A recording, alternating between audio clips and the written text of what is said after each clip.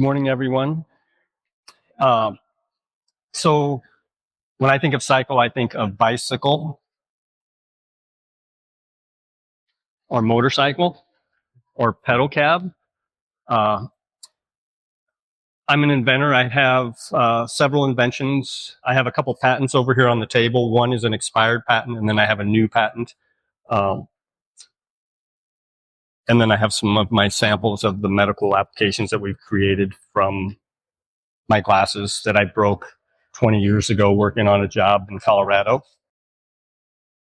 I just want to say thanks to Kim, CreativeMornings, Natalie. I want to thank everyone for coming out this morning, for your time. It's precious and valuable. I have to put my glasses up. I created a little intro that I want to read first, and then I'm going to do a little slideshow and just spontaneous combust through the rest of it. I'll try and make it short and sweet. If ever there was a spokesperson for the spoke, it possibly could be me. Spokes very well may be a part of my DNA. They seem to cycle through every aspect of my life. If something breaks, I try to fix it with a spoke. People have called me Spoke Daddy, Dr. Spoke, Spoke Master, and Spoke Eyes, to name a few. I'd like to thank Dr. Donnie Saw for embracing my creativity and pushing it beyond my imagination and giving my life purpose. I'd like to thank Melissa Tumlin, founder of the EAR community, for being a top 100 nonprofit and creating the connection to the families and children in need that I'm able to help. I'd also like to thank the Hot Shops Art Center for giving me a home to develop my ideas. It is the birthplace of adaptive eyewear solutions. And then I'd like to thank Q Optics, a division of Quality Aspirators, for commercializing the ergonomic loop strap that are used by dentists and doctors all over the country and around the world. And that's it for my notes. So now we'll go to the slideshow, and they're in a chronological order dating back to when I grew up riding bicycles.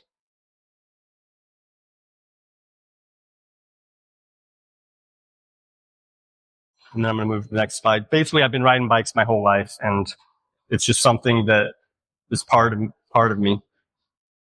I dropped out of college, and I moved to Colorado to live the active lifestyle, and college just wasn't for me. I started a bike shop called iRecycles, and I learned pretty quickly that I didn't like working on other people's bikes. I just liked riding my own. So I closed my shop and I bought an open-ended ticket to Kathmandu, Nepal. And I rode from India to Tibet and in between. And I discovered that I really wanted to be a native of Omaha. And so I decided to come back home and work here. So I started working as a carpenter with my brother. And I was working on a job site back in Colorado, and I broke my glasses. And I fixed them using a bike spoke. And then I created a company called Spoke Eyes Active Eyewear. And some of my sunglasses are over here. And then I got a patent for that. And that led me to working in I was working in hospitals as a carpenter, and I built out patient rooms and handicap accessible hardware. And so I was able to apply that to the glasses. I took Spoke Eyes and I was selling them at a local gear shop called Backwoods. And for 14 years, we sold the glasses there. I also started working with University Optical, and we helped some really difficult patients. The glasses really started to prove their medical aspects and how they were able to help people. This was the company Spoke Eyes, and this was the product that I developed using monofilament and bicycle spoke nipples. This was Team Spoke Eyes in Mexico. I used to travel to Mexico, and I sponsored kayakers and stand-up paddleboarders. And I used to throw myself on the river with these guys on Class 4 rapids. And it was a lot of fun, and it was a great adventure. And it led me to this path of creating 3 medical devices or applications from Spoke Eyes. Spoke Eyes never really made it like huge, but it was a great adventure, and I met some really great people along the way. And my team was amazing, and I still keep in touch with them, and they all still wear the glasses. While I was in Mexico, of course, while paddling those rivers, I couldn't stay away from the bike wheel or the spoke.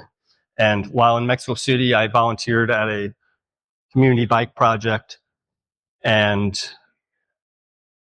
it's just part of my DNA, like I said. And I also, in Omaha, was the original shopkeeper at the community bike project on 33rd in California. I opened and closed the shop and helped kids in the neighborhood have a place to go where they could learn to work on bikes.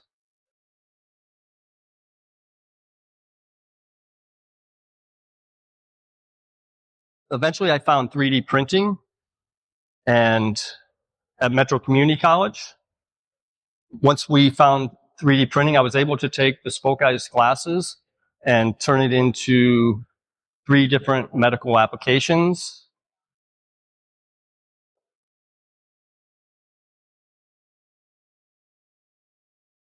One of the medical applications is glasses for microtia. Microtia is a condition for kids born without ears. The diagram up here shows Dr. Donnie Saw's original idea. He built that 12 years before I started working on the same idea. We basically were inventing the same thing. And after we met, I was able to come up with the design on the right. The bottom left corner is my original design that was a little floppy on the face. So we made it more secure. After I met him, I came back the next day with the new design, and we've been using it ever since. This is the first patient that we were able to help with my design, and I stayed up till 4 a.m. trying to figure out an idea or a solution for his glasses. And this is what I came up with. And that's microtia. Microtia can be no ear. It literally means little ear. And there's various stages of microtia. That's Miles. He's the inspiration. So now I partner with the ear community. The founder of the ear community is out of Denver, Colorado. And for about 8 years, I've been traveling around the country giving out glasses to kids born with these conditions. Now I get some funding to help cover those costs. And we gave out over 120 pairs of glasses this summer. And next summer, I intend to do the same thing, and probably for the rest of my life. The second device that we were able to create is the ergonomic loop strap. And Dr. Donnie Saw called me into his operating room the night before he was going to do some surgeries, and asked me if I would show up and put a strap on his glasses. So I did. And I was a little bit nervous, and it worked out really well. And within about 5 or 10 minutes, I put the strap on his glasses, and he proceeded to tell the staff in the operating room, the nurses, that this was going to add 10 years to his career. And I thought he was just being kind, but literally he's still practicing.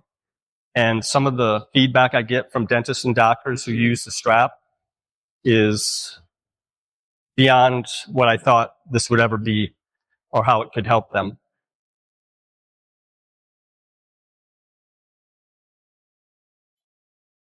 And then the third idea is the Omni glasses.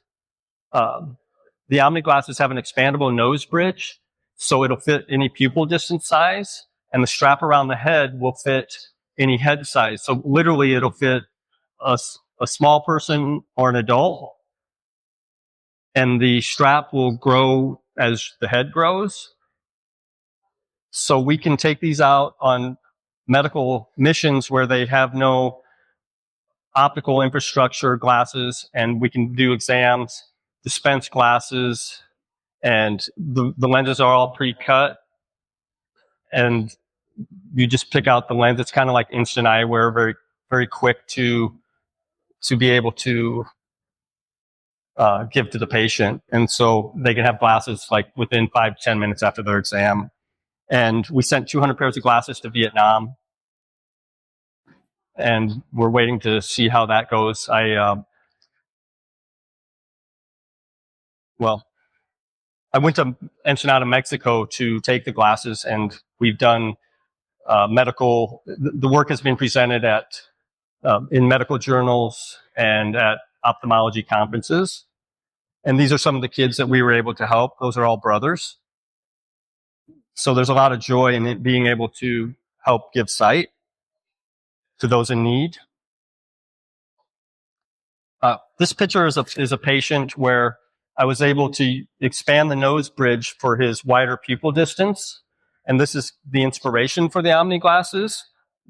The Omni glasses were created for a specific condition of a wide pupil distance, but Dr. Saw had a vision to take that idea and make it expandable so it would fit any size and make them glasses for all.